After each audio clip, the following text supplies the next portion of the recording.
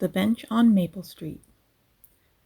The bench on Maple Street had been there longer than anyone could remember. Faded green paint, a few scratches, and one loose plank that groaned under the weight of a careless sitter. It wasn't much to look at, but to Grace it was the most beautiful place in the world. Grace had lived in the neighborhood for over 40 years. Every evening at 5:30 sharp she would take her spot on the bench, crochet shawl draped over her shoulders, a thermos of tea in her hand, and a small worn notebook in her lap. For the first few years no one noticed her much. She was just another old woman enjoying the twilight of her life, but Grace was anything but ordinary. The story of how the bench became special started with a simple question. It was late September, and the leaves were beginning to fall in golden waves. Lucas, a 12-year-old newspaper delivery boy, stopped by the bench to tie a shoe. Grace, sitting quietly, watched him for a moment before speaking. "Hey there, young man. What's your favorite thing about today?" Lucas looked up, startled. "Huh?" "Your favorite thing about today," she repeated, her smile soft and warm. He thought for a moment, unsure how to respond. I guess it's pizza day at school." Grace chuckled, her eyes crinkling at the corners. "Good answer. Mine was seeing the sun peek through the clouds after the rain. It's the little things, you know." From that day on, every time Lucas passed by, Grace would ask the same question. At first, his answers were simple: riding my bike, winning a game of dodgeball, my dog wagging her tail when I got home. But over time, Lucas started looking for moments to share with her. He began noticing things he hadn't paid attention to before. The way the sunset painted the sky pink, the sound of rain tapping against the window, the smell of fresh cookies at the bakery. Grace's question didn't stop with Lucas. Soon she was asking everyone who passed by: parents pushing strollers, joggers out for a run, dog walkers. No one was spared her gentle inquiry.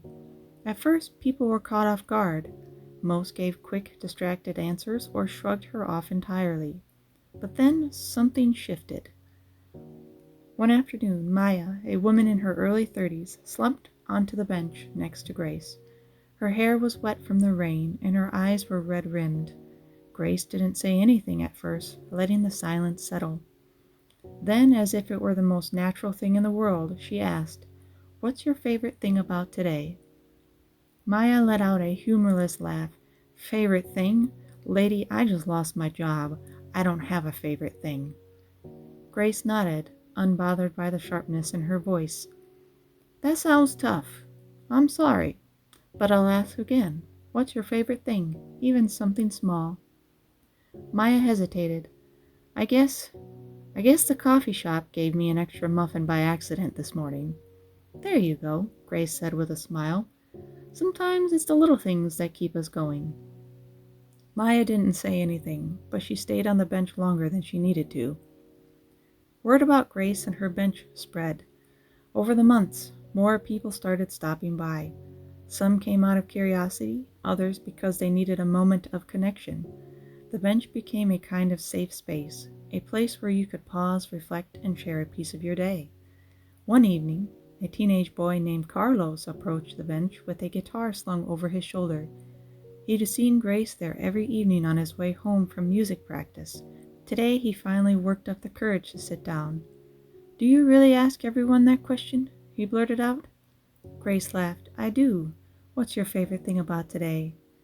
Carlos shrugged, fiddling with the strap of his guitar. "I don't know, I guess. Maybe that I finally nailed the chord progression in the song I've been working on." "That's wonderful," Grace said. "What's the song about?" Carlos hesitated. "It's for my dad. He passed away last year. I've been trying to write something for him, but it's been hard." Grace's face softened. "He must have been very special." Carlos nodded, and for the first time he talked about his dad, how he used to play the guitar for him when he was little, how he always encouraged him to chase his dreams, how much he missed him. Grace listened, her hands folded neatly in her lap. When he finished, she said, "You know, Carlos, sharing your music is a way of keeping him close. I hope you'll play that song for him someday." Moments like these happened every day. The bench became more than just a place to sit. It was a lifeline, a place where people could find comfort, connection, and hope. But one day, Grace didn't show up. The bench sat empty, and the familiar sight of her shawl and thermos was nowhere to be seen. At first, people assumed she was just running late, but as the days turned into weeks, concern grew. Lucas, now 13 and still delivering newspapers, took it upon himself to find out what had happened. "She's staying with her daughter," the neighbor told him. "She's not feeling well." The news spread quickly, and the community decided to do something special. Together, they repainted the bench a bright teal, Grace's favorite color. They added a plaque that read, "For Grace, who taught us to see the beauty in the little things." When Grace returned a few weeks later, frailer but smiling, she was overwhelmed by the sight of the newly painted bench. Tears streamed down her face as Lucas ran up to greet her. "Welcome back, Grace. What's your favorite thing about today?" Grace laughed, her voice trembling. "This, all of you, and this beautiful bench." From that day on, the bench wasn't just a seat, it was a legacy.